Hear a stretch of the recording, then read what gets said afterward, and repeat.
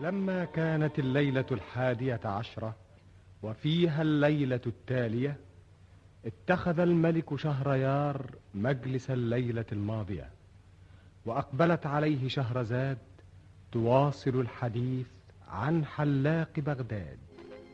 بلغني أيها الملك السعيد ذو الرأي الرشيد أن ذلك الأحدب كان نادرة من النوادر، وأنه كان يحفظ الملح ويروي النوادر، وكان كيسا يعرف متى يتكلم ويعرف متى يسكت. وبهذا كله وصل إلى هذا المكان وصار مضحكا للسلطان. كان السلاطين في هذه الأيام يضحكون، وكانت الدنيا من حولهم تضحك لهم أو تضحك عليهم.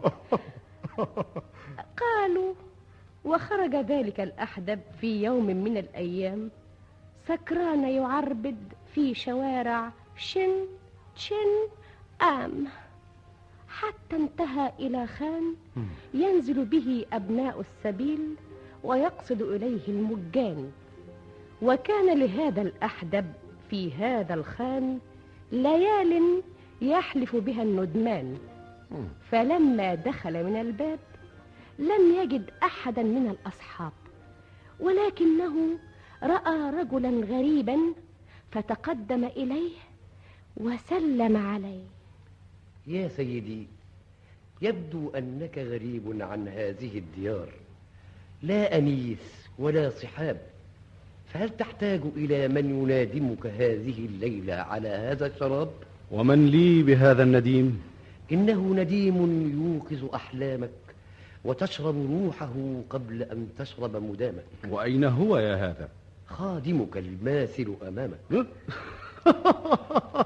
أنت أيها الأحدب؟ الأحدب؟ أنا رجل مؤدب، لماذا تناديني بعاهتي وتمسك بي من علتي؟ هل نظرت إلى ما في الكتاب قبل أن تبادر بالسباب؟ الكتاب يقرأ من عنوانه، والإنسان يعرف من لسانه. إنك تظلم الصهباء إذا حكمت عليها من شكل الإناء. أراك ظريفا يا اسمي مشان، ولكنهم ينادوني بمضحك السلطان، ووالله ما أضحكت السلطان، ولكنه هو الذي يضحكني. فهو يضحك إذا قمت، ويضحك إذا قعدت، ويضحك إذا ضحكت، ويضحك إذا بكيت، ولكنه والشهادة لله يعطيني وعن سؤال اللئيم يغنيني. حسنا يا مشان يا سيدي، مشان. وإن شئت فمضحك السلطان. يبدو أنك على شيء. اجلس إلي وشاركني شرابي، فقد هجرت أهلي وتركت صحابي. اسمع يا أيها النادل، هات لنا أرطالا إثر أرطال، وأصلح ضوء هذا السراج. تفضل لنشرب على هذا التعارف رطلا مثلا. بل فعلا. وما ضر لو كان رطلين أو 3 أو 4. مرحى يا سيدي، كذا يكون السخاء. ولكني عرفتك بنفسي، فكان بك أن تعرفني من أنت ولماذا جئت. معذرة يا مشان معذرة أيها السيد مشان. أنا رجل عربي واسمي أمير البدوي من مدينة بغداد. بغداد؟ أجل، بغداد. ولماذا تركت المدينة وهجرت الأهل والعشيرة؟ لماذا تذكرني؟ لقد تركتها فرارا من القضاء الذي لا يدفع والقدر الذي لا يمنع. وما ذاك؟ رجل حلاق. أنت ظريف يا سيدي. لا تضحك مني، إنه كعملي الذي لا يفارقني. وقد جمعت أموالي ومتاعي وبعت قصري وضياعي وخرجت هاربا أضرب في كل مكان، وكلما نزلت بلدا من البلدان وجدته أمامي كالشيطان، فأتركه وأرحل إلى غيره، ولا أكاد ألقي عصا الترحال حتى أجده أمامي في الحال. ولم أزل في حل وترحال حتى وصلت إلى هذه المدينة ونزلت في هذا الخان. يا سبحان الخلاق، كل هذا من أجل حلاق؟ سيدي أنت هنا؟ إنه هو. من؟ الحلاق، حلاق بغداد.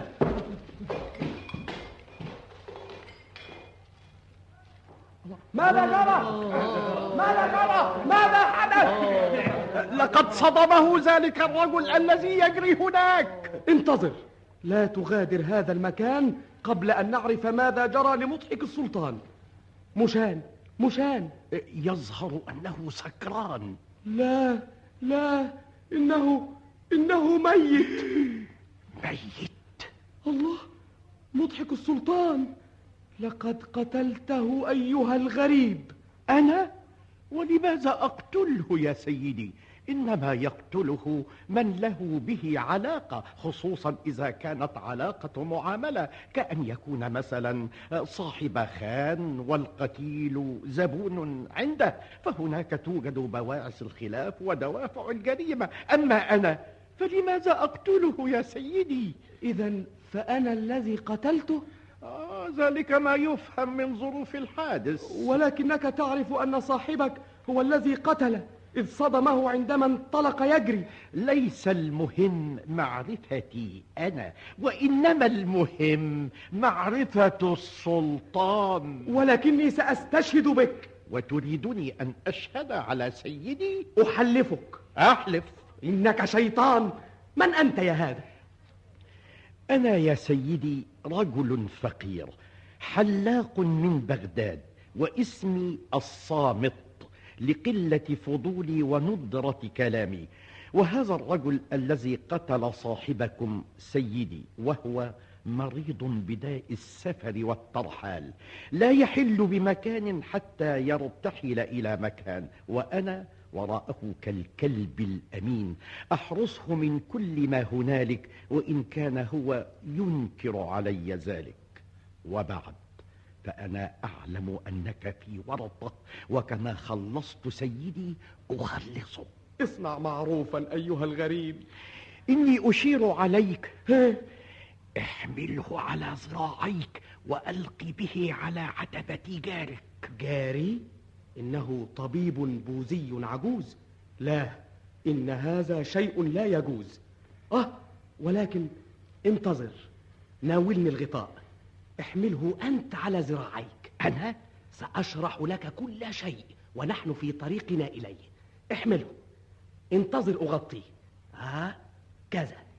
تعال.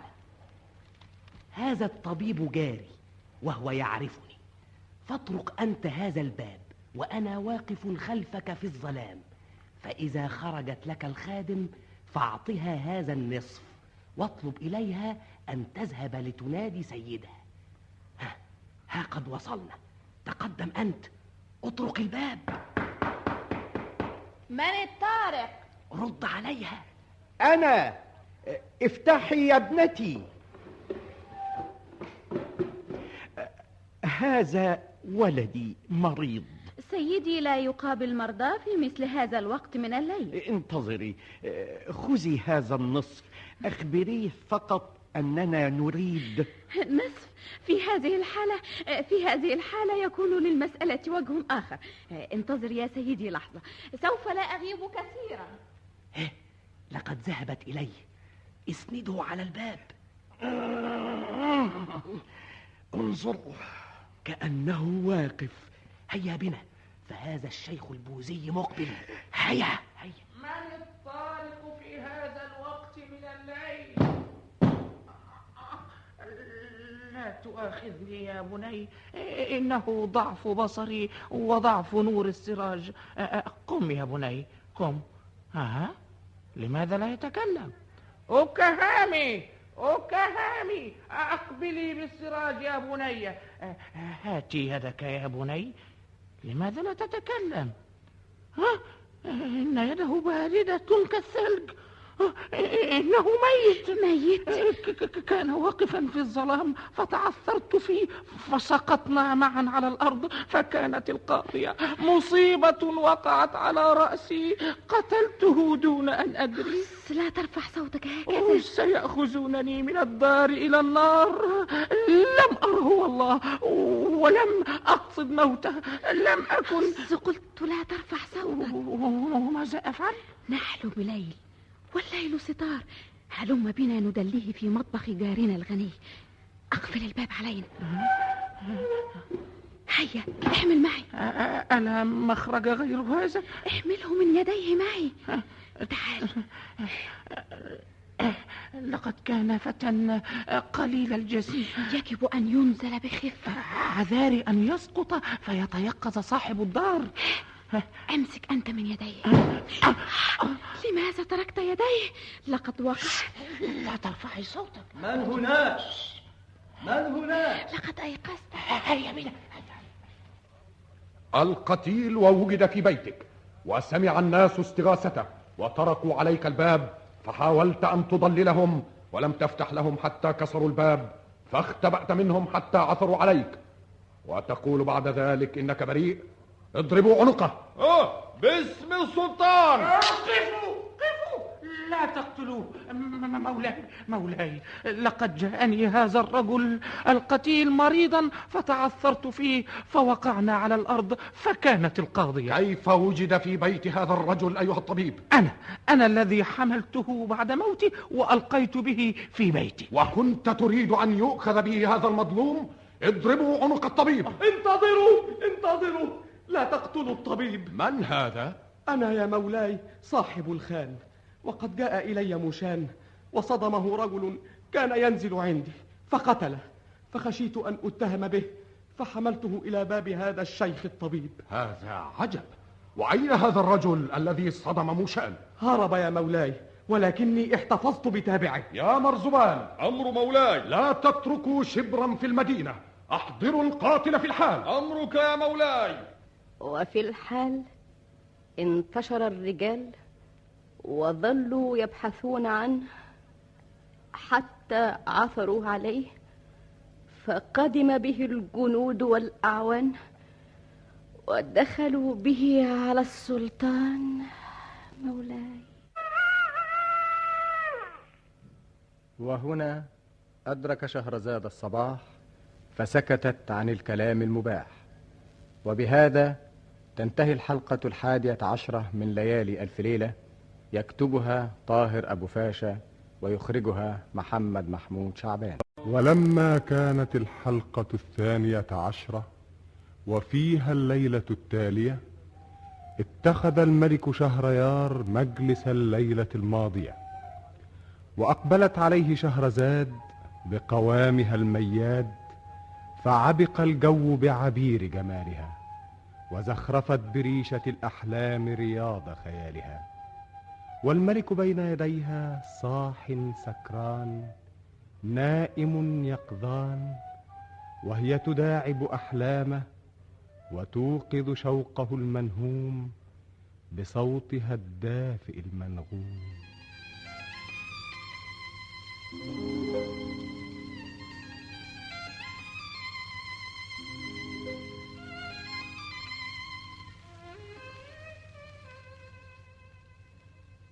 بلغني أيها الملك السعيد ذو الرأي الرشيد أن مضحك السلطان لما حملوه قتيلا إلى السلطان، وعرف أن قاتله هو الغريب الذي كان ينزل بالخان، عندئذ نادى السلطان على الوزير وأمره أن يبحث في كل مكان ويأتيه بهذا الغريب في الحال. فانتشر العساكر في المدينة، لم يتركوا بيتا إلا فتشوه، ولا شبرا من الأرض إلا قلبوه، حتى عثروا عليه فقدموا به إليه وأحضروه بين يديه. أنا مظلوم، أنا مظلوم. إذا كنت صادقا أيها الغريب فلماذا هربت؟ وكيف أهرب منه وقد دعوته للشراب؟ إنني لم أقتله ولم أعلم أنه مات. ولكنك هربت بالفعل عندما شاهدت الجريمة بعينيك، وهذا صاحب الخان شاهد عليك. نعم، هربت من الشيطان ولا أزال أفر أمامه من كل مكان. وما ذاك أيها الغريب؟ رجل حلاق. لا تبتسم يا مولاي، إنه سبب جميع المصائب التي أصابتني، وآخرها هذه التهمة التي لبستني. ماذا أعمل؟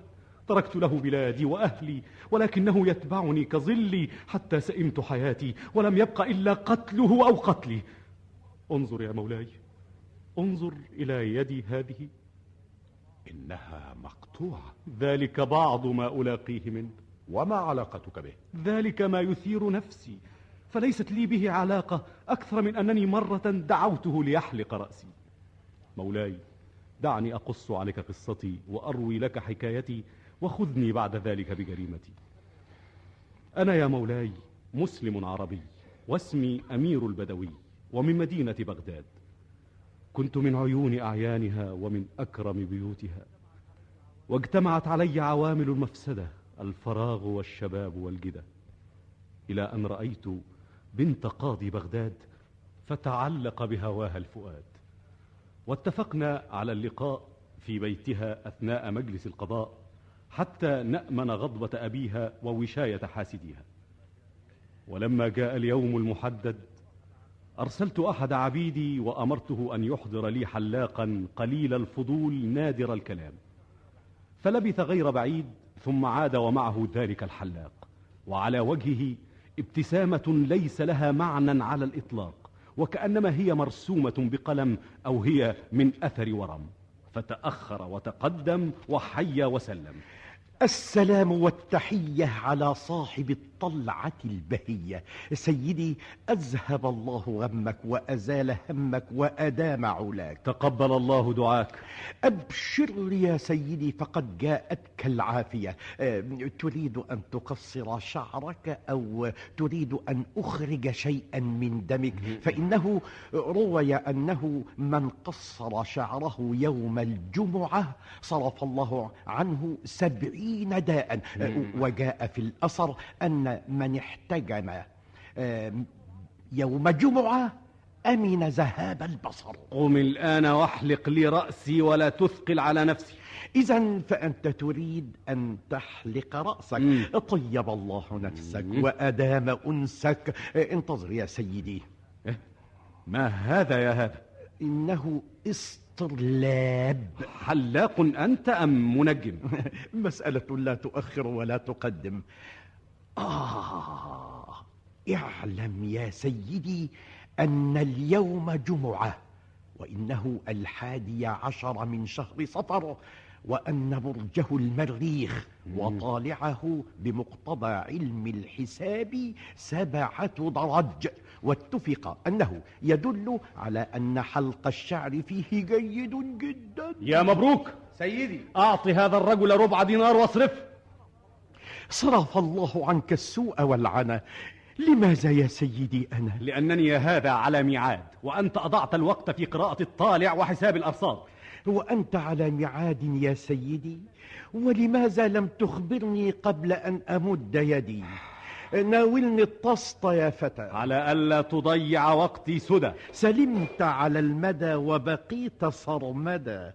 التفت يا فتى، أدخل الطست في رقبته جيدا. بسم الله الرحمن الرحيم. أي ماذا؟ جرحتني وهمتني، دمي يسيل على الأرض. حجامة من غير قصد. ورد في فوائدها أنها تزيل الصداع وتمنع الأوجاع وتقلل الصفراء وتنشط الأمعاء وتشفي اليرقان وتمنع الغثيان وتقوي. حسبك. أنت لا تعرف اسمي يا سيدي. لا أريد أن أعرفه، ولكني أريد أن تكمل حلاقة رأسي. لا حول ولا قوة إلا بالله. إن الناس يسمونني الحلاق الصامت لقلة صرصرتي دون إخوتي، فأكبرهم يسمى البقبوق، والثاني بقبق، والثالث شقالق، والرابع اسمه الصامت وهو أنا. تعرف إذا لم تكمل بقية حلاقة رأسي لتوك فسآمر العبيد بجلدك. ألم تسمع قول الشاعر؟ يا رجل اسكت، لا أريد أن أسمع. قم يا هذا عني. بل تعال. كيف أذهب إليها ورأسي نصف محلوق ونصفه غير حليق؟ تعال هنا، أكمل حلاقة رأسي. وماذا فعلت حتى تضربني يا سيدي؟ أقول لك أكمل حلاقة رأسي. ما رأيت مثل اليوم. أكمل.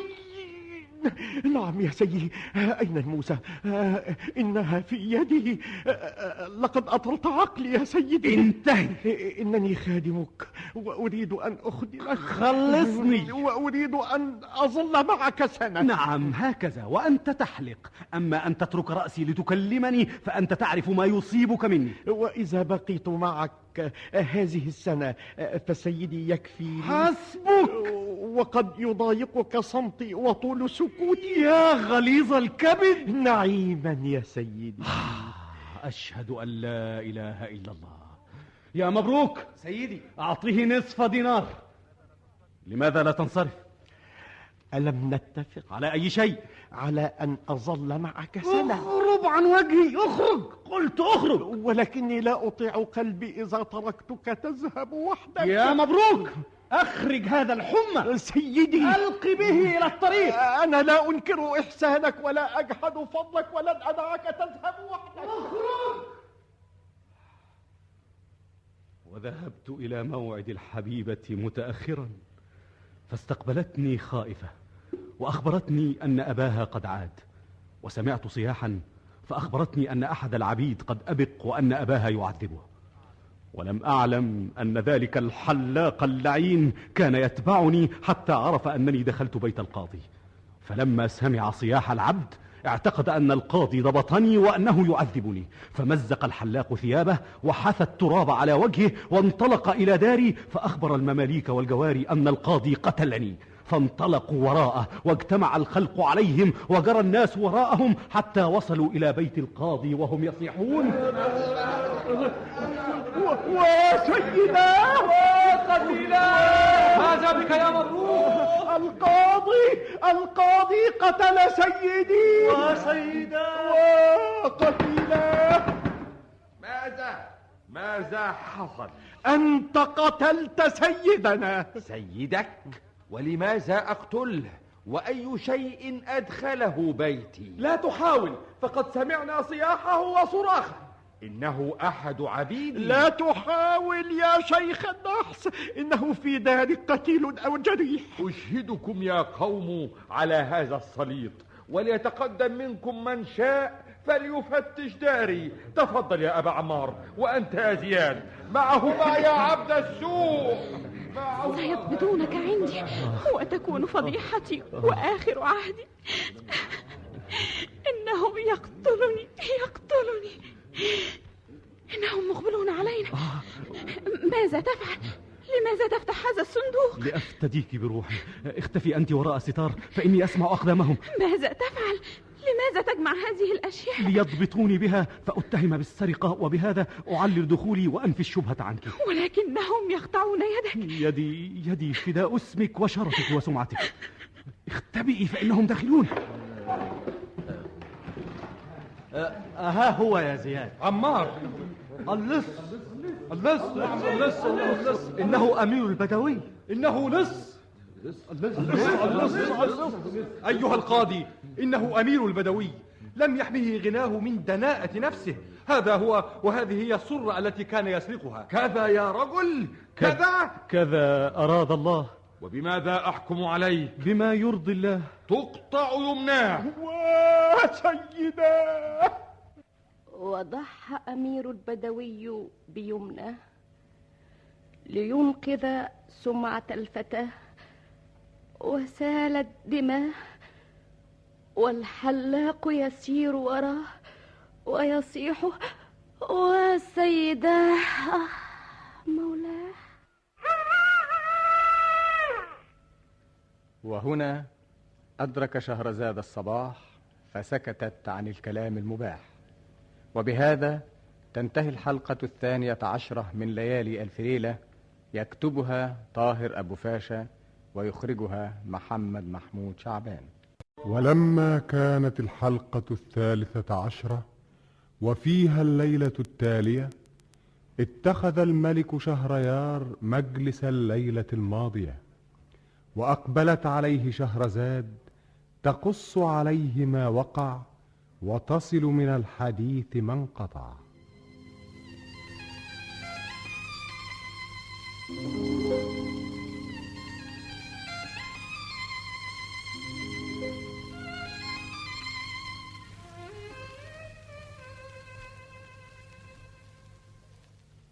بلغني أيها الملك السعيد ذو الرأي الرشيد أن أمير البدوي لما وجد الحلاق قد لم عليه الخلق وعرف أنه موشك أن يتضح أمره وأمر الفتاة، جمع ما استطاع جمعه وحمله على ظهره فضبطوه بها وقطعوا يده اليمنى، وهكذا ضحى بيده لينقذ سمعة الفتاة ويبعد الشبهة عمن يهواه، وخرج يبكي ويصيح والناس تجري وراءه والحلاق يتقدمهم صارخا: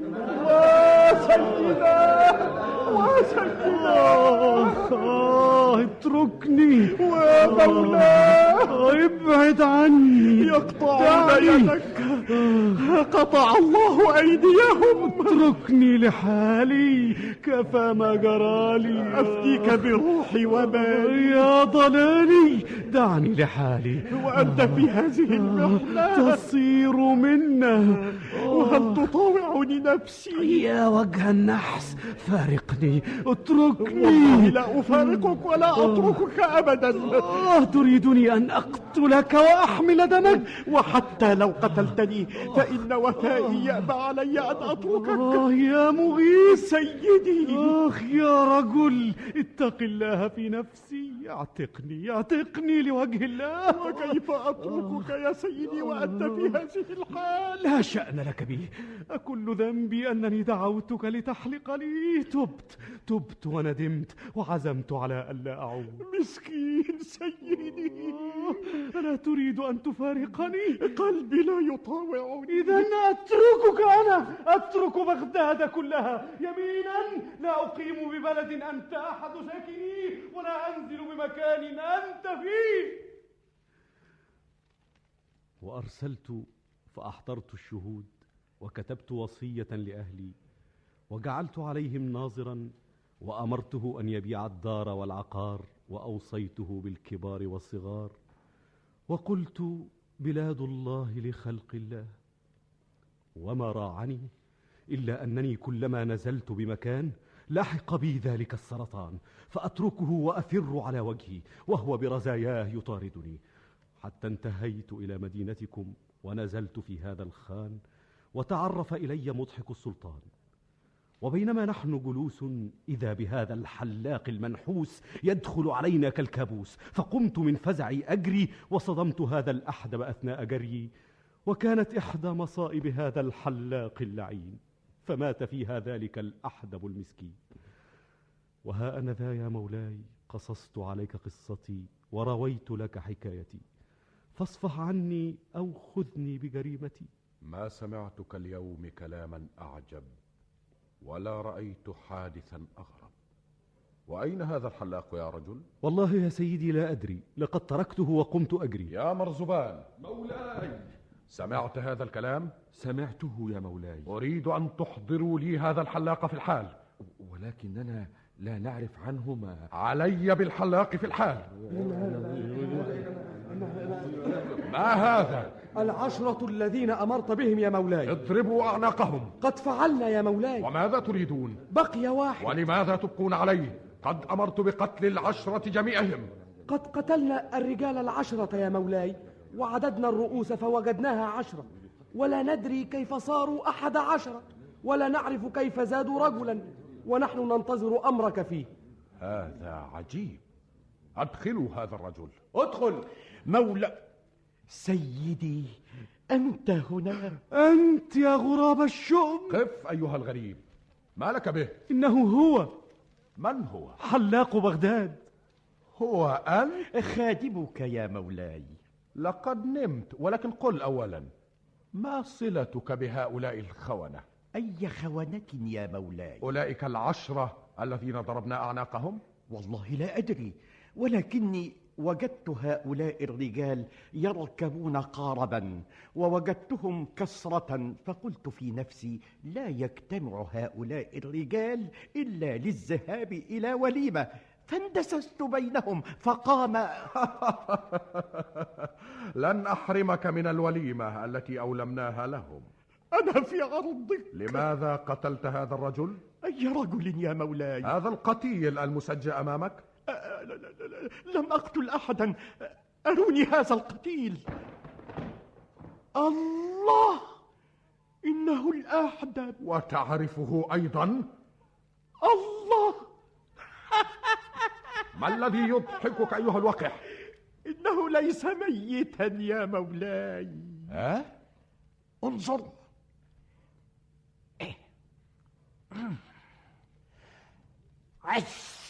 يا الله، إنه حي. إنه ليس ميتا. إذا لم يكن الأحدب ميتا. لقد قام الأحدب. وما اسم هذا الدواء؟ اسمه النشوق يا مولاي. الله، أين أنا؟ أنت في حضرة السلطان. لقد كنت الآن في الخان. من أتى بي إلى هذا المكان؟ لعلي كنت سكران. بل كنت ميتا أيها الأحدب. أما إنك غير مؤدب. من هو الميت يا هذا؟ أنا أم أنت يا رم يا غم يا حم يا عرة الأم؟ حسبك أيها الأحدب. انظر يا مولاي، إنه والله ميت مرفوض. ميت مرفوض؟ نعم، ميت مرفوض. رفض الأموات أن يكون منهم وأنف منه الدود. ليتني ما رددت لك الحياة، وليتني تركتك في غير رحمة. مثل هذا يبيض يا مولاي. أنا يا دجاجة يا قليل الحاجة، أما والله إن وجهك عبرة للخلق وقفاك طبل يدق. أنا مستجير بك يا مولاي من هذا القزم السليط الذي عوضه الله عن قصر جسمه بلسان يلتفع به ويتوكأ عليه وله فيه مآرب أخرى. قاتلكم الله. قل لي أيها الحلاق، لماذا تتابع هذا السيد؟ ذلك الأمير إنه سيدي، وهو مريض بداء الأسفار. بل أنا هارب منك في أقاصي الديار. اسكت أنت، أكمل يا صامت. اسمي الصامت. أنت صامت؟ سموني كذلك لقلة كلامي وقلة فضولي. ولماذا تطارد هذا السيد؟ أنا لا أطارده، ولكني أتابعه، فهو سيدي وله علي حق الوفاء، ومن الوفاء ألا أتركه وحده في مغامراته حتى أخلصه منها. وكنت خلصتني في بيت القاضي، ها؟ لولاي لقتلك القاضي لا محالة. بل أنت الذي أذعت سرنا وهتكت سترنا وكشفت أمرنا، واضطررتني إلى أن أظهر بصورة السارق، وكانت النتيجة قطع يدي. قطع الله يدك. لماذا تتبعني؟ ما الذي أقحمك علي؟ ما الذي يدخلك في حياتي؟ ما هي صلتك بي؟ صلتي بك، وهل تظن أنني لئيم الطبع فأتركك في الملمات بعد أن نلت عطاءك وغمرني معروفك؟ لا والله، ولو نالني من وراء ذلك أضعاف ما أناله منك. أنا متشكر لك، أكثر الله خيرك. هذا يزيدني تعلقا بك. وأنا لا أريد. وهل إذا طلبت مني أن أكرهك أستطيع أن أنزع حبك من قلبي؟ يا مصيبتي، أنا في عرضك، أبوس رجلك، اعتقني لوجه الله. لا حول ولا قوة إلا بالله. كذا تجازيني على معروفي، وأنا مع ذلك لا أسلمك ولن أتخلى عنك. يا هذا، إذا كانت الحلاقة التي حلقتها لي قرابة فأنا منها بريء، وإن كانت نسبا فأنا أقطعه. أعرف أنك تجازيني على المعروف بالمتلوف، وأعرف أنني معك مظلوم، ولكني صابر وسأصبر على ما هو أقسى من ذلك. إني أكاد أجن. مولاي السلطان، مولاي السلطان، إني أشتمك الآن. احبسوني، اقتلوني، أنقذوني من هذا الوباء. ألا تستطيع أيها الحلاق الصامت أن تترك هذا السيد؟ مع هذا الوفاء أن أتركه يا مولاي. ألا تستطيع أن تستسمح وفاءك هذا وتعتقه لوجه الله؟ يا مولاي، الناس مع الناس على الخير والشر، وأنا مع سيدي هذا على الشر وحده. إذن فاتركه يا أخي. قلبي لا يطاوعني وضميري يؤنبني. وأي شيء يمنعك عنه؟ لا شيء إلا العجز عنه. أنا أعجزك عنه يا مرزبان. مولاي، اقطع رجلي هذا الحلاق. يقطع رجلي؟ مولاي، مولاي. ارجع عنه أيها الحلاق. أرجع يا مولاي، ولكن من يحلق له بعد؟ لا شأن لك بي. ولكني يا مولاي رجل فقير، ولي 3 إخوة لا يملكون قوت يومهم. أنا أصغرهم وأنا الذي أعولهم. أكبرهم يسمى البقبوق، والثاني بقبق، والثالث شقالق. وما اسمك أنت؟ صامت، اسمي الصامت. واسم أخوتك؟ اسمهم البقبوق وبقبق وشقالق. دامت الأسامي وعاشت المسميات. هات يا صامت، هات. وبدأ الحلاق في قصته وحديث إخوته، وكيف أنه يعولهم وعلى عاتقيه تقع حمولهم. قال: مولاي. وهنا أدرك شهرزاد الصباح فسكتت عن الكلام المباح. وبهذا تنتهي الحلقة 13 من ليالي ألف ليلة، يكتبها طاهر أبو فاشا ويخرجها محمد محمود شعبان. ولما كانت الحلقة 14 اتخذ الملك شهريار مجلس الليلة الماضية، وأقبلت عليه شهرزاد، فقام الملك شهريار إليها وأخذ بيديها وأجلسها في أكرم مكان، وراحت تقص عليه ما جرى وتروي له ما كان.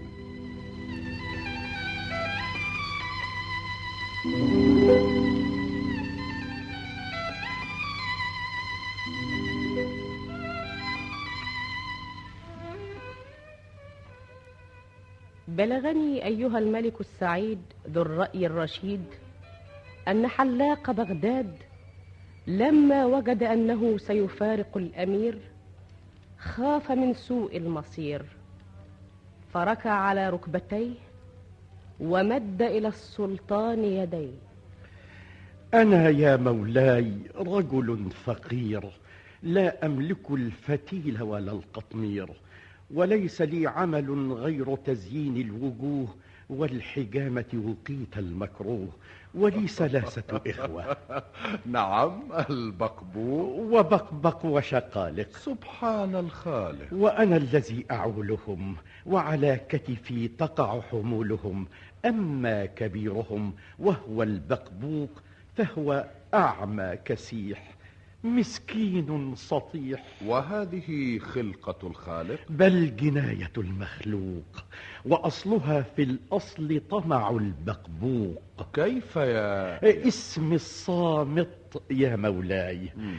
كان أخي البقبوق جزارا يربي الخرفان ويبيع اللحمان، ولكنه كان يسرق في الميزان، وكان أعيان بغداد يقصدونه ولا يشترون إلا منه ولا يتحولون عنه، فجمع من ذلك المال الكثير والخير الوفير. وبينما هو في دكانه على الوضم إذ دخل عليه شيخ مطمطم فحيا وسلم. يا بقبوق، بقبق الله عليك وبارك حواليك. اسمع يا بقبوق، لقد أغناك الله عن الحرام بالحلال، فأعطني بما يرضي الله 5 أرطال. هذه فخذ بحالها. لا تخلها، زنها كما هي. لا تخسر الميزان واتق الله. وكيلي ووكيلك الله. آمنت بالله. خذ. أخذ الله عدوك، إنه دينار. ياه، إنه جديد لامع يتوهج كأنه قرص الشمس. إنه ذهب عين وازن يا بقبوق. الميزان بين الناس حقوق. خذ يا سيدي هذه الأنصاف بقية دينارك، وهذا هو اللحم. لولا مرض غلامي لحملتها إلى دارك. في سلامة الله، في سلامة الله. يبدو أن هذا الرجل غريب، لعله أمير أو لعله خسارة أن أصرف هذا الدينار. إنه عملة جيدة وازنة، لأسقطنه في هذا الصندوق وحده.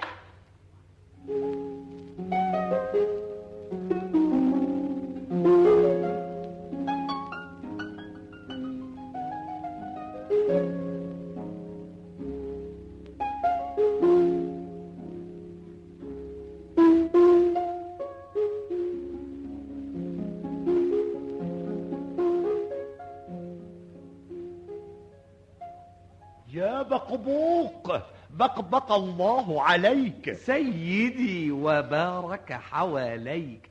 سيدي، لقد مضى عليك شهران وأنت تشتري منا كل يوم، فلماذا تقف في الطريق وأنت بالإكرام خليق؟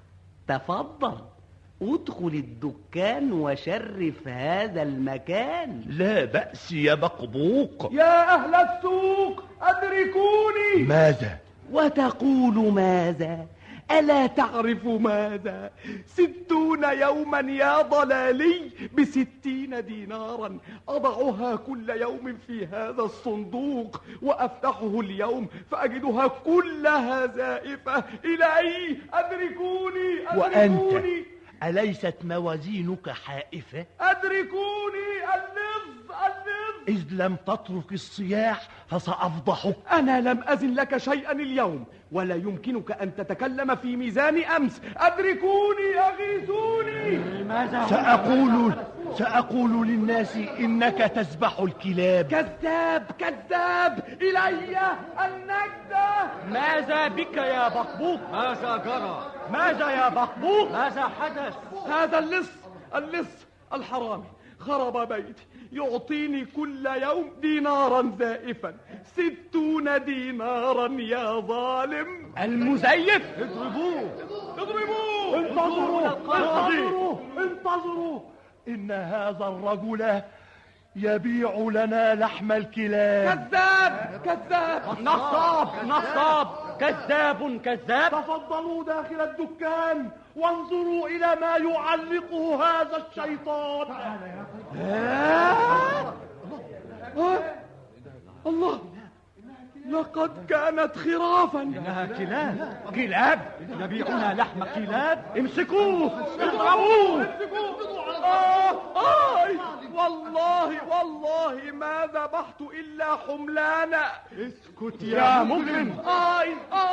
دماغي. البقبوق كلاب يا فاجر. والله ما ذبحت إلا خرافة. اسكت يا ضلالي. يا ناس، اتقوا الله. ولماذا لم تتق الله أنت؟ اسألوا أبا علي القصاب، فقد ذبحها معي. ولا تستحي يا بقبوق. خذ. عيني. لقد فقأت عين الرجل المسكين. إنه يستحق القتل. خذوه إلى القاضي. خذوه إلى الوالي. أنا والله مظلوم. أليست هذه الكلاب قد وجدت معلقة في دكانك؟ بلى يا سيدي، ولكن فما الذي أدخلها إلى دكانك؟ أنا والله لا أدري ولا أعلم. لنفرض أن هذه الكلاب مدخولة عليك، فأين اللحوم التي كانت لديك؟ لقد كانت والله خرافا معلقة، وفجأة تحولت إلى كلاب. ماذا تقول؟ هل هذا شيء معقول؟ أعرف أنك لا تصدقني. وهل هذا كلام يصدقه مجنون؟ لقد عذبوني وأهانوني. وكنت تريدهم أن يكرموك بعد أن أطعمتهم لحم الكلاب يا بقبوق؟ عذبوني، ضربوني. انظر يا سيدي، لقد فقأوا عيني. ولعذاب الآخرة أشد. يجرد البقبوق من أملاكه، الله الله الله الله، ويستولى على أمواله. يا إلهي، وتفقأ عينه الثانية. عيني الثانية. مظلوم مظلوم. وذهبت إلى البقبوق وقد صار ضريرا وأصبح فقيرا، فسحبته من يده إلى بيتي، فظل به حتى تماثل للشفاء، فخرج على وجهه هائما حتى انتهى به الطواف إلى أصبهان، وهناك مد يده يسأل الناس الإحسان، وصار يستعرض عاهته وجعلها حرفته.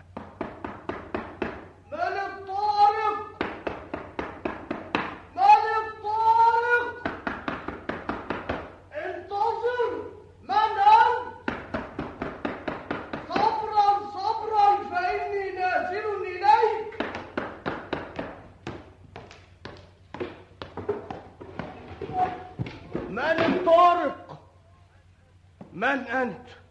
أنا يا سيدي غريب أعمى على باب الله، أسأل شيئا لله. ولماذا لم ترد علي؟ يا سيدي خشيت ألا تنزل إلي. لا حول ولا قوة إلا بالله. تعال معي أيها الضرير. أزال الله عنك الضر، خذ بيدي يا ولدي. تعال تحسس طريقك على السلم. يظهر أنك حقا مسكين. وأي مسكين؟ استند على الحائط. دنيا، لقد كنت صاحب نعمة ومال، ولكن الدنيا زوال، لا تدوم على حال. إن سلمكم طويل، بالك أطول منه. إني أسكن فوق السطح. لقد قطعت قلبي. لا بأس لا بأس. ها قد وصلنا أيها الضرير. الحمد لله. انتظر حتى أفتح الباب. أيها السائل، ماذا تريد؟ أريد شيئا مما أعطاك الله. حنن الله عليك. إيه؟ ما هذا؟ أقول يفتح الله عليك. أما كنت تستطيع قولها وأنا في أسفل الدار؟ وأنت ألم تكن تستطيع أن ترد علي وأنا في أعلى الدار؟ انزل يا سفيه. لا حول ولا قوة إلا بالله. طيب تعال قدني، فإني لا أعرف الطريق. تحسس طريقك أيها الضرير. أخشى أن أسقط من هنا.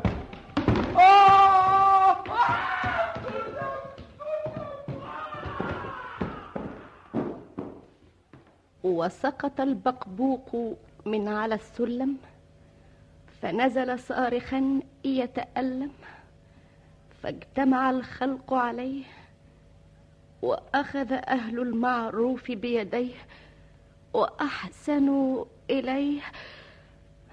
مولاي. وهنا أدرك شهرزاد الصباح، فسكتت عن الكلام المباح. وبهذا تنتهي الحلقة 14 من ليالي ألف ليلة، يكتبها طاهر أبو فاشا، ويخرجها محمد محمود شعبان. ولما كانت الحلقة 15 وفيها الليلة التالية، اتخذ الملك شهريار مجلس الليلة الماضية، وجعلت شهرزاد تروي ما وقع لحلاق بغداد، وتقص ما حدث لأخيه البقبوق، وكيف يدبر الخالق ويفكر المخلوق.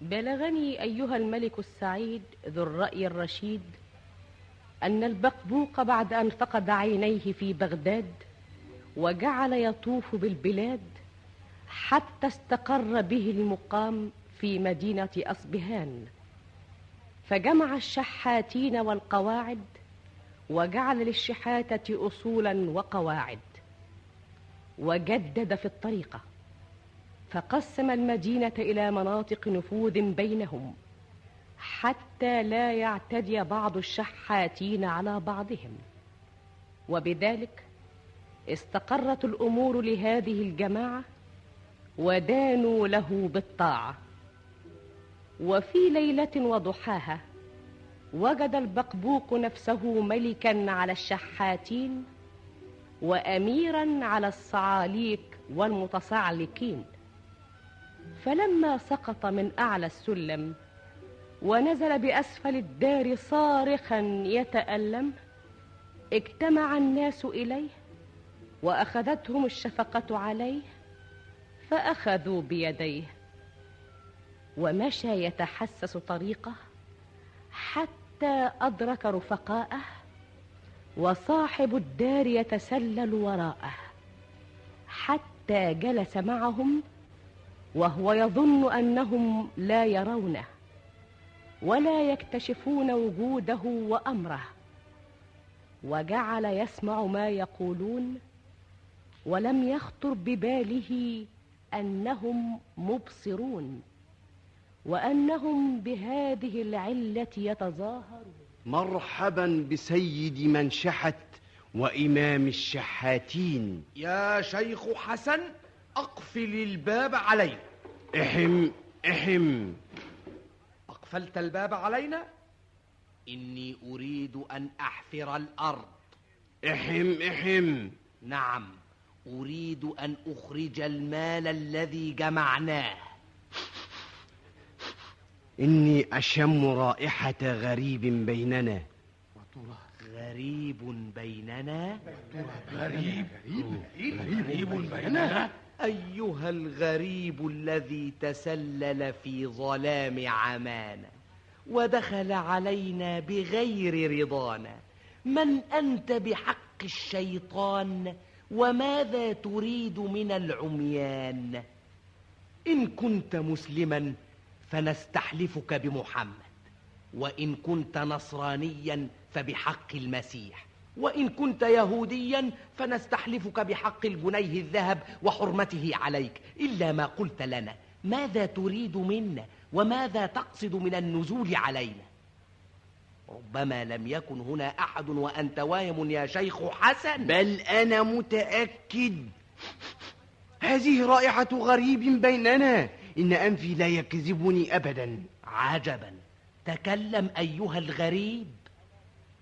ألا تريد أن تتكلم؟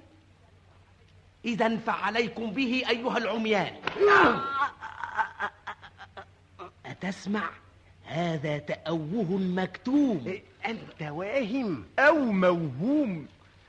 اسمعوا هذا الدعاء المجاب: يا ربي يا رب الأرباب، بحق قطيعتي وعجزي وعاهتي، وبهذا الليل الذي قدرت لنا أن نعيش فيه، أسألك يا قيوم السماوات أن أمد يدي بهذه العصا وأهوي بها فتنزل على ظهر عبدك الذي يرانا ولا نراه، نحن عبيدك المساكين يا قوي.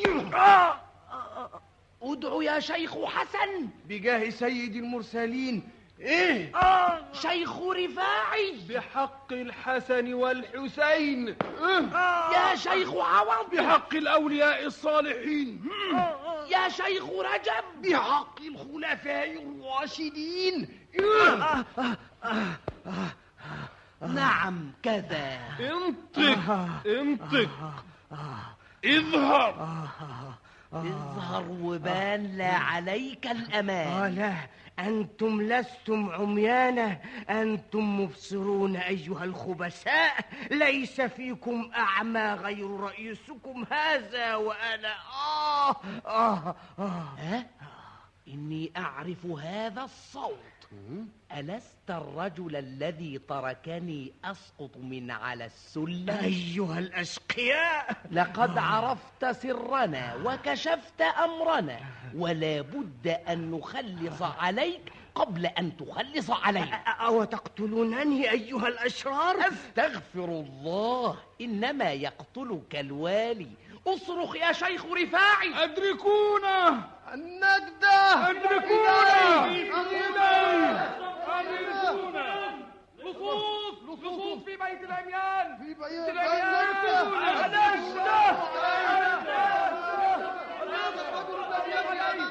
هذا الرجل الذي يجري أمامنا هو اللص. اقبضوا عليه. اقبضوا عليه. لا، بل هو يتعامى. اقبضوا عليه. اقبضوا. أنا بالله، أنا بالخليفة، أنا بالوالي، أنا بالقاضي.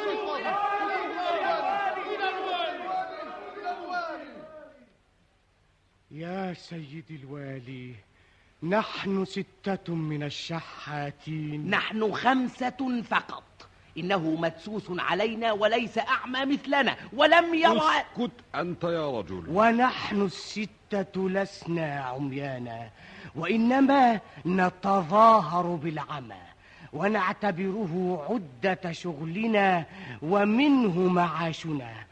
وقد جمعنا أنا وزملائي هؤلاء مالا وفيرا دفناه في حجرة نسكنها، ويريدون أن يأخذوا نصيبي، وأنت أولى به مني وأولى بأنصبائهم منهم. وإن أردت دليلا على صدق قولي فها أنا ذا أفتح عيني وأرى لون جبتك الخضراء ولون هذه الستارة الحمراء. هذا صحيح. تعال يا رجل، أنت وتدعي العمى يا أعمى القلب. تعال هنا. سيدي، ليس على الأعمى حرج. وهل أنت غير بصير؟ نعم يا سيدي. اضربوه حتى يبصر. عليك به يا فتى. تعال هنا. فتح عينيك. كفى خلاص، فتحت عيني. أنت الآن ترفع يدك. الآن أبصرت. دعه يا فتى. وأنت تعال هنا. سيدي، هل أنت أعمى أم بصير؟ بصير يا سيدي. غيره. تقدم. أعمى أم بصير؟ بصير يا سيدي. وأنت فرضنا أنك لا ترى، فهل لا تسمع؟ أنت أيها الثعلب. أنا يا سيدي. تعال هنا. يا سيدي، أنت أعمى أم بصير؟ أدام الله عليك نعمة البصر.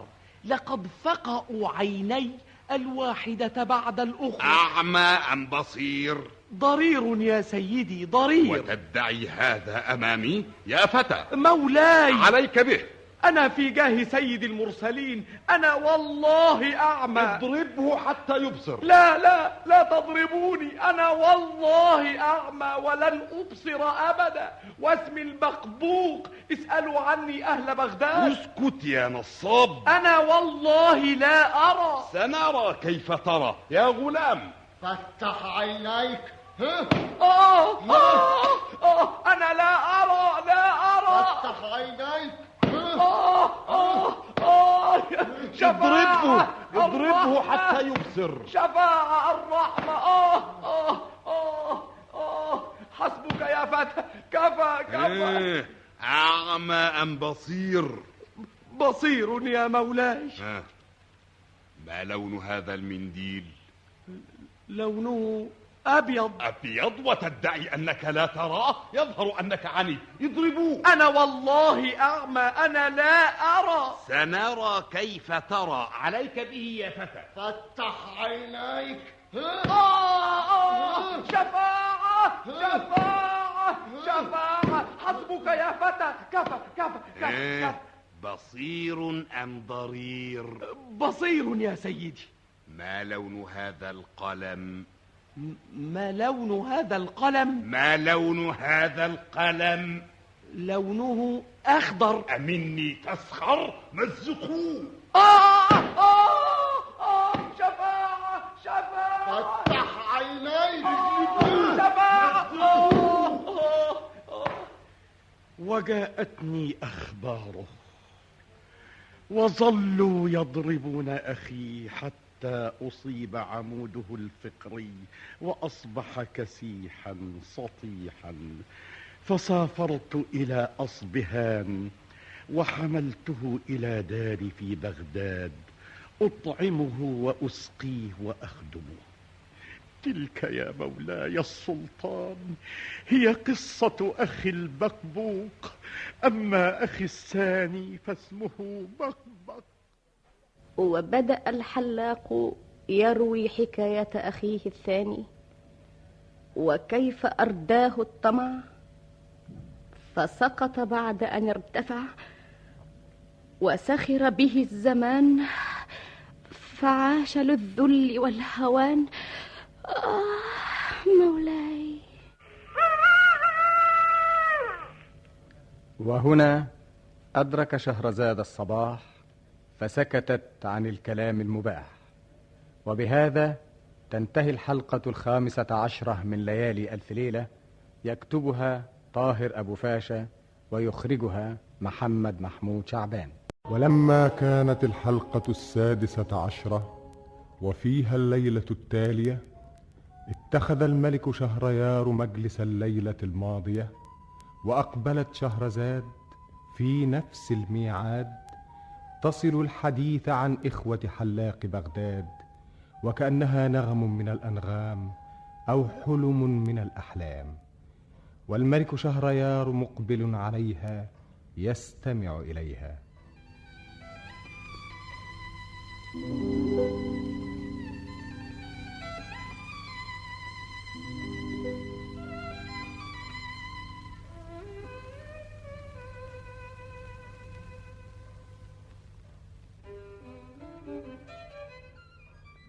بلغني أيها الملك السعيد ذو الرأي الرشيد أن سلطان السلاطين في بلاد الصين لما سمع من الحلاق قصة أخيه الأول أخذه العجب واسترجع وحوقل، وسأل الحلاق عن قصة أخيه الثاني، فقال له حلاق بغداد: أدام الله سلطانك وعطر بالرخاء أيامك.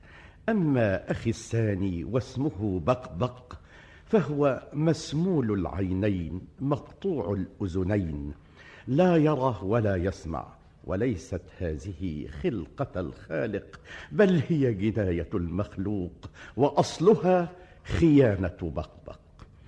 كان من أمر أخي هذا أنه كان فقيرا صعلوكا، فخرج يوما يطلب القوت، وظل يتسكع ويسير حتى انتهى إلى قصر كبير، فتقدم أخي إلى بواب يقف إلى جوار الباب، فرق له قلب البواب وقال له: ادخل واشكل الأمير فهو غياث كل فقير. فدخل أخي الدهليز ومشى بين أعمدة من الذهب الإبريز، فتحيرا أين يمضي وأين يسير، ولكنه قصد إلى صدر الديوان، وإذا هو أمام إنسان تشم ريح العز وأنت قادم إليه، وتطالعك علائم الجاه وأنت داخل عليه. فما أن رأى أخي داخلا يتعثر وهو أشعث أغبر حتى تفزع وتوجع وقام إليه يسلم عليه. أهلا أهلا مرحبا، يدك يا سيدي. أستغفر الله. لعلك غريب يا صاح. بل أنا من نفس بغداد، فقير جائع محتاج. فقير جائع محتاج؟ إن واحدة من هذه الثلاث تقسم الظهر وتطيل عذاب القبر. كيف أكون ببلد وأنت به جائع؟ لا لا لا صبر لي على ذلك. لقد مضى علي يومان لم أذق خلالهما شيئا من الطعام. يومان وغوثا. وتشق ثيابك يا سيدي؟ أشقها أسفا على ما فات وخوفا مما هو آت، ولكن ما جدوى الكلام الآن. أنت جوعان أيها الصديق. يا غلام، هات الطست والإبريق. لا بد أن نغسل أيدينا قبل أن نأكل طعامنا. ما قولك في الحمل المشوي؟ ما قولك في الفراريج المحشوة بالفستق؟ ما قولك في الأباريز بالأفاويه رائحتها تدير الرؤوس وتفتح النفوس؟ حسبك يا سيدي، لقد أثرت شهيتي. يا غلام، تقدم من هذا السيد. تفضل اغسل يديك. ولكن الغلام لا يحمل شيئا. لا تريد أن تغسل يديك؟ أغسل أنا. هات يا فتى. لا تصب كثيرا، حسبك حسبك. ناول المنشفة. هاتوا الطعام. ولكنك لم تغسل يديك يا سيدي. كيف؟ لقد غسلتهما الآن أمامك.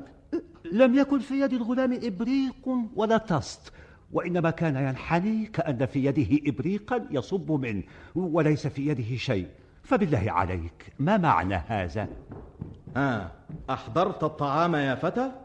ضع هذه الصينية أمامه. أي صينية يا سيدي؟ أنا لا أرى صواني. وما قولك في هذا الطبق؟ أي طبق يا سيدي؟ هذا الطبق الذي عليه ذلك الحمل المشوي. لابد أنني في حلم. إلى هذه الدرجة كنت لا تصدق أن تجد هذه الأطايب؟ كل يا صاحبي كل. أكل ماذا؟ أكل أصابعي؟ بل اكسر هذا الحمل. عنك. بسم الله الرحمن الرحيم. خذ يا صديقي. لابد أنك تمزح. خذها من يدي. أسألك بالله لا تكسفني. خذ. أخذ ماذا يا سيدي؟ هذه القطعة وهي ساخنة. أي قطعة؟ لا بد أن تأكل بحريتك ولا تجعل تكليفا، وإلا تركتك تأكل وحدك. بالله عليك وبحياتي، خذ من هذا الطبق. ما دمت تريد هذا يا سيدي. كل يا ضيفي. لابد أنك تمزح. كل.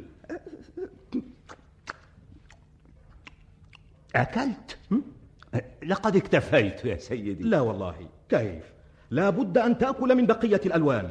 هاتوا الدجاج، هاتوا السكباج، هاتوا المطهبجات والكوامر. سيدي، هذا كثير. إنه دون قدرك يا ضيف العزيز. لقد شبعت يا سيدي. شبعت؟ وصرت كظيظا. إذن فهاتوا لنا الحلوى. وحلوى أيضا. وحلوى أقل منها. ضعها أمامه يا غلام. بحياتي، كل هذه القطيفة. تفضل. لا عدمتك يا سيدي. ما هذا المسك الذي في هذه القطايف؟ هذه عادتي. في مطبخ بيتي يضعون في كل قطيفة مثقالا من المسك ونصفا من العنبر. لقد اكتفيت يا سيدي. هل ذقت هذه القطايف؟ امتلأت، لا أستطيع بعد. هاتوا الشراب. وشراب أيضا أقل منها. هات قدحك. هات. خذ. اشرب. ما رأيت مداما مثل هذا المدام. إنها معتقة. هات قدحك. في صحتك. لقد سكرت يا مولاي. إن رأسك خفيف. اشرب يا صاح. هل رأيت شرابا ألذ من هذا الشراب؟ هات يا مولاي. خذ أنت. ماذا؟ تصفعني؟ سكلتك أمك. يا سيدي أنا عبدك، أدخلتني بيتك وأطعمتني من طعامك وسقيتني من شرابك المعتق، فسكرت وعربت ولا أدري ماذا فعلت. إنها خمرك التي سقيتني. اجلس اجلس أيها الصعلوك. يبدو أنك ظريف. لقد مر علي زمان طويل أسخر فيه بالناس وأجمع الفقراء والجياع وأقدم لهم هذه الموائد الوهمية وأثير فيهم نهم وأتفرج عليهم وأسخر منهم وأهزأ بآلامهم، فما رأيت أحدا رد علي هذا المزاح غيرك يا... ما اسمك يا صديقي؟ اسمي بقبق. بقبق؟ اسمح يا بقبق، أنت من اليوم نديمي، لا تفارق مجلسي ولا تغادر قصري. يا غلمان أعدوا لنا المائدة. لعلها مائدة حقيقية. أما هذه المرة فنعم، قم بنا.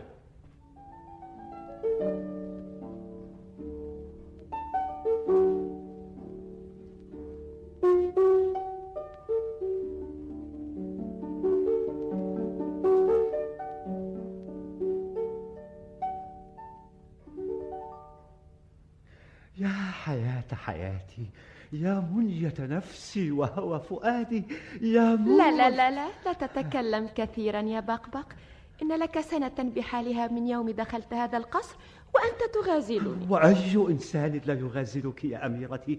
لو أن جمالا رآك لاهتز. إن جمالك الطاغي هو الذي دعاني. أعرف أنك خفيف الروح، ولولا خفة ظلك ما جعلك أخي الأمير نديما.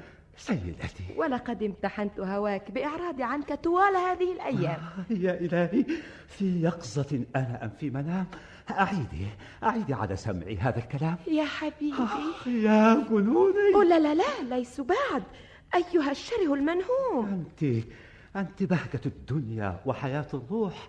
كم طالع المعنى في حسنك الصريح، فكل عضو معنى من جسمك الفصيح، قصائد تغنى بالصمت والسبوح، وكل حسن يفنى إلا جمال الروح. يا روحي، يا مثبت العقل والدين. بقبق مولاتي، حياتي، أتحبني يا بقبق؟ أحبك حتى الموت يا أميرتي. إذن فكن حمارا. حمارا؟ أنا طويل الأذنين.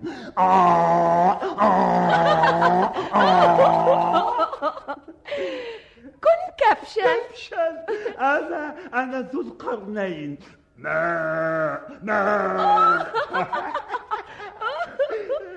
كن قردا. أنا مربوط من وسطي وفي يدك سلسلتي.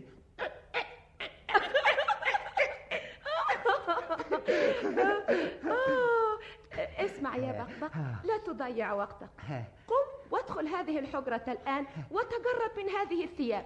لا لا لا، لا تلمسني قبل أن تفعل ما قلت. وأنت؟ قم وعد إلي سريعا. لحظة واحدة أو أقل من لحظة. أقفل الباب وراءك. تعال يا أخي، اجلس هنا. ولكن ماذا كنت تقولين وماذا كان يقول ذلك الأفاق؟ سترى بعينيك ما لم تصدقه بسمعك. بقبق، قتيلك يا مولاتي. حقا أنت قتيلي؟ افتح الباب يا قتيلي. تعال. سيد الأمير. يا للشياطين، قف، لا تتحرك من مكانك. هذا جزائي لأني صنعت المعروف في غير أهله. يا حرس، يا جنود، يا رجال. وقبض عليه رجال الأمير وأمر به، فسملت عيناه وقطعت أذناه، وجاءني من أخبرني، فذهبت إليه وحملته إلى داري ووضعته بجانب أخيه أطعمه وأسقيه. تلك يا مولاي هي قصة أخي الثاني، أما أخي الثالث فاسمه شقالق. وضحك السلطان طويلا وقال لحلاق السلطنة: هلم قصة أخيك الثالث يا حلاق السلطنة البهية. فقال الحلاق: سمعا وطاعة.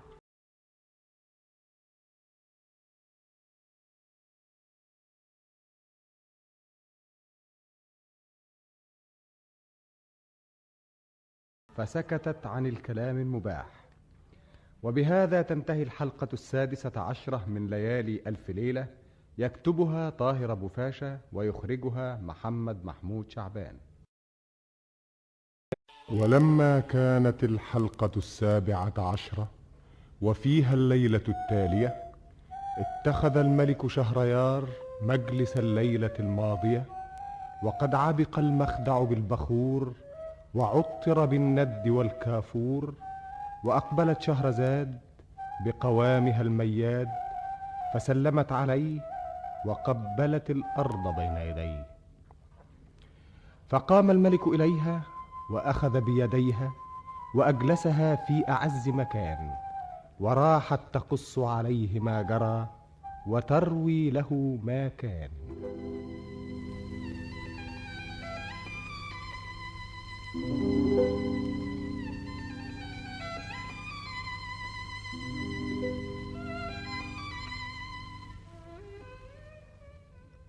بلغني أيها الملك السعيد ذو الرأي الرشيد أن سلطان السلاطين في بلاد الصين لما سمع من حلاق بغداد قصة أخويه وما حدث لهما لديه أخذه العجب وطرب غاية الطرب، وسأل الحلاق عن حكاية أخيه الثالث. فقال له الحلاق: أما أخي الثالث واسمه شقالق فهو شيخ فقير قليل حقير أعور العين مقطوع اليدين، وليست هذه خلقة الخالق بل هي جناية المخلوق، وأصلها دناوة شقالق. ذلك أن شقالق كان زير نساء رقيعا من الرقعاء، يتعرض للمحصنات ويجرح أسماعهن بالبذيء من الكلمات. وكان من أمره أنه كان يعاكس غادة من بنات نزار، فتقدم إليه رجل تبدو عليه النعمة واليسار. اسمع يا رجل. أنا يا سيدي؟ نعم أنت، تعالى. ماذا تريد مني؟ هات يدك، هاتي. إلى أين؟ أسرع يا رجل، أسرع. نعم أنا أجري معك يا سيدي، ولكن لماذا بالله عليك؟ لماذا؟ أبشر يا هذا. بشرك الله بالخير. أنا يا سيدي أهرول وراءك كما ترى، ولكن لماذا وإلى أين؟ لا تكن فضوليا يا رجل، أسرع. فضولي؟ إنني يا سيدي أسألك عن نفسي، إلى أين تأخذني؟ سر يا رجل. أنا أسير يا سيدي وأجري إن شئت، ولكن يجب أن أفهم. ألست فقيرا؟ بلى يا سيدي. ألست جائعا؟ بلى يا سيدي. إذن فأبشر، أبشر أيها الفقير الجائع. حسبك جريا فقد وصلنا. ما هذا القصر؟ إنه قصرك، ادخل. إنك ستملك هذا القصر لمدة ساعة. وهل أستطيع أن أبيعه في هذه الساعة؟ تعال. ما هذه الممرات؟ ما هذه القناديل؟ ما تلك الثريات؟ ما هذه التنافس؟ ما هذه القطيفة؟ لا بد أنه قصر الخليفة. وأين منه قصر الخليفة؟ يا رجل اطوي لسانك، فنحن داخلون عليها الآن. من هي التي ستدخلني عليها الآن؟ اسكت يا غلام، أخبر مولاتك بقدومنا. يا سيدي. اصبر يا رجل. أسألك بالله أن تفسر لي هذه الألغاز. من أنت وأين أنا ومن هي؟ تعال ولا تكثر أمامها الكلام. ولكني مولاتي. ادخل يا. تعال، هل أحضرته؟ نعم، وهو معي. تقدم يا هذا. تعال يا رجل. سيدتي. حسنا، لا بأس. ما اسمك يا هذا؟ اسمي شقالق. شقالق. يا جواري، يا خدم، يا حشم، خذوه إلى الحمام. تعال يا مولاي إلى الحمام. خذوني إلى حجرة الطعام. خذيه اجذبيه يا سمي. يا ربي. تعال يا سيدي. سيدك. يا مولانا. مولاكم، ماذا تردن مني أيتها الحسنوات؟ نزيل من على جسمك طبقة يسميها الناس قذارة.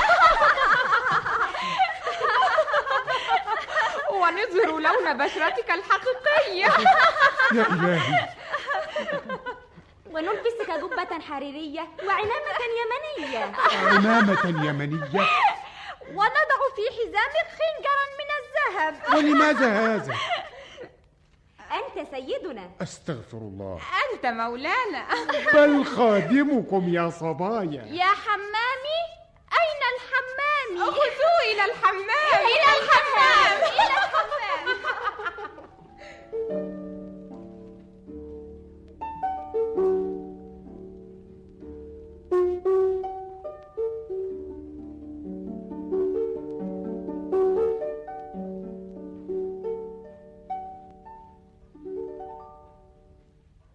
هل فعلتم كل شيء؟ نعم يا مولاتي. وألبستموه الحلة الشريفة؟ ووضعنا على رأسه عمامة الخليفة، وفي حزامه الخنجر المذهب، وفي خنصره الخاتم المرصع. إنك لو رأيتيه لأنكرته عيناك. أدخلوه. تعال تعال، ادخل يا مولانا. يا مولاتي. تعال هنا. ما معنى كل ذلك يا مولاتي؟ ما شاء الله ما شاء الله، إن من يراك يظنك من الأمراء أصحاب الجاه. اجلس اجلس يا ماذا؟ شقالق. ولكني أريد أن... اجلس يا شقالق. خذ. ماذا؟ صرة. وهذه الهدايا توزعها بعد أن يتم كتب الكتاب. أي كتاب يا مولاتي؟ أنا لا أفهم. ليس مهما أن تفهم، فهل سمعت ما أقول؟ هذه الهدايا بعد كتب الكتاب توزعها. ولماذا أوزعها وأنا أحوج إليها؟ سنعطيك مثليها. أدخلوا المأذون. المأذون؟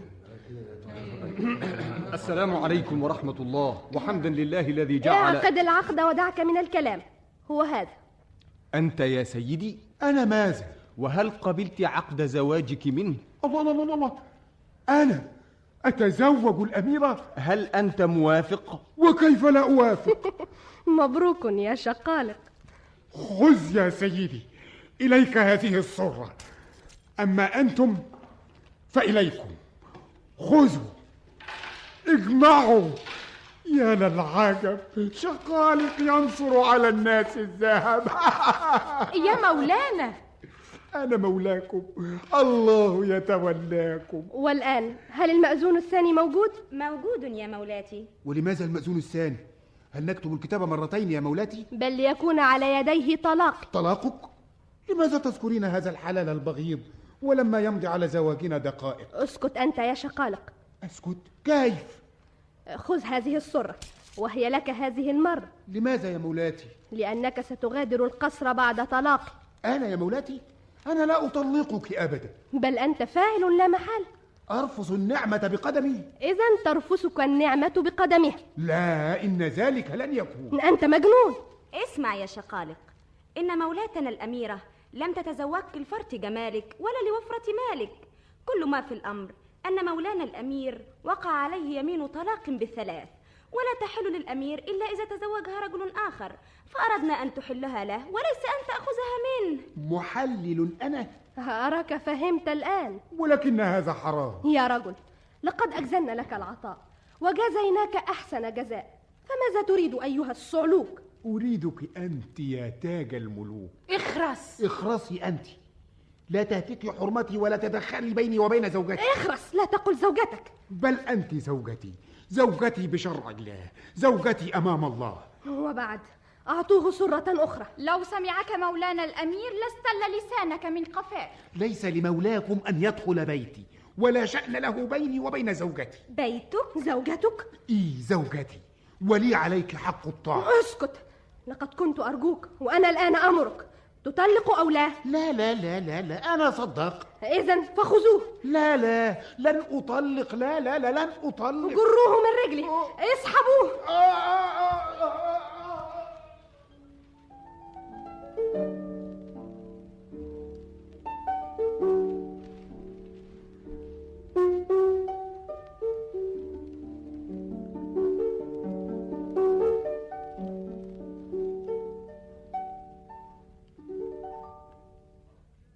إذا فقد سرقت السرة. أبدا والله، لقد أخذتها من الأميرة ودفعت فيها عيني هذه.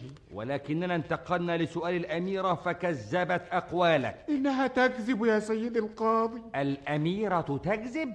وأنت الصادق يا شقالق.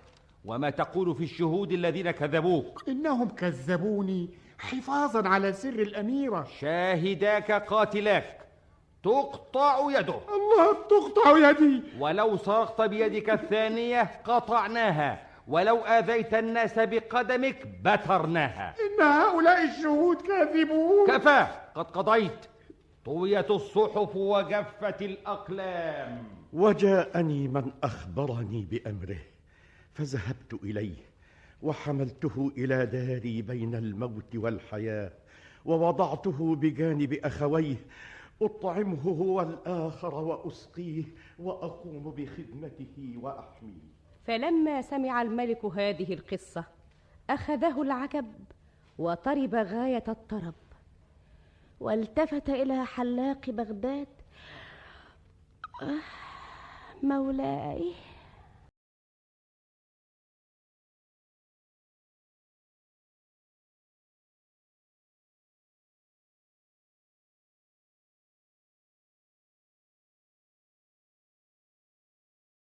عن الكلام المباح. وبهذا تنتهي الحلقة 17 من ليالي ألف ليلة، يكتبها طاهر أبو فاشا ويخرجها محمد محمود شعبان.